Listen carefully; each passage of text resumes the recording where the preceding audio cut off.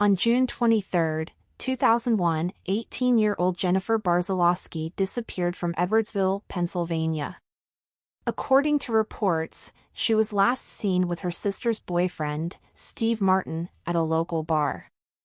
Her sister says that Martin told others that he dropped her off at the bar and didn't join her. She was never seen alive again. Two boys found what was later determined to be her skull in 2010 in the woods, a mile from Martin's home, in a place where people abandoned animal carcasses. Her friend, Phylicia Thomas, was very concerned about her disappearance. Her mother, Pauline Bailey, says that she was asking friends for information they might have and confided in her that she believed Martin had killed her and buried her in the basement, claiming that she was going to prove it.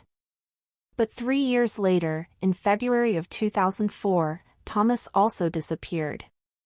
According to her boyfriend, Ed Radaski, she arrived home between 11:30 and midnight February 11th after working at a local gas station. She woke him up and asked for a beer. He told her they were outside on his ATV. She went outside, and he went back to sleep. He never saw her again. But he was apparently unconcerned, because he didn't tell anyone she had disappeared. It wasn't until 41 hours later, when the gas station called her mother Bailey because Thomas didn't pick up her paycheck. Bailey immediately reported her daughter missing. Bailey has spoken to anyone that will talk to her about her daughter's disappearance. Many people have told her similar stories about a party that Thomas was seen at. She believes her daughter attended a party at a house trailer with about 17 people. Witnesses have told her that Thomas and Radaski were picked up by Martin and driven to the house trailer where John Anthony Neary lived. She believes that Thomas was lured into a bedroom by 4 men, and that they raped her, and then killed her.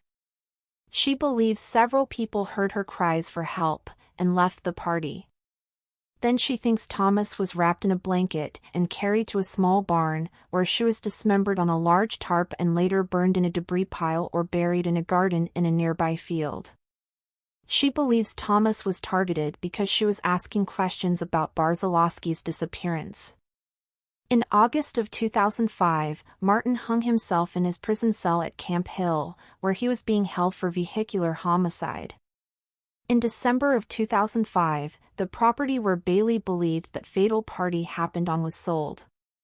The new owners allowed her to conduct a search to look for clues.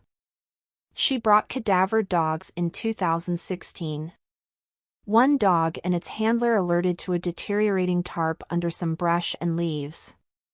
It also gave an indication at the debris burn pile in the field. The same dog and a separate cadaver dog and handler alerted to the same place inside of the barn. When police brought cadaver dogs in to officially investigate her claims, the dogs did not alert. But the handler of one of the dogs used by Bailey happened to be handling the same dog for the police. He had seen the dog alert while searching with Bailey.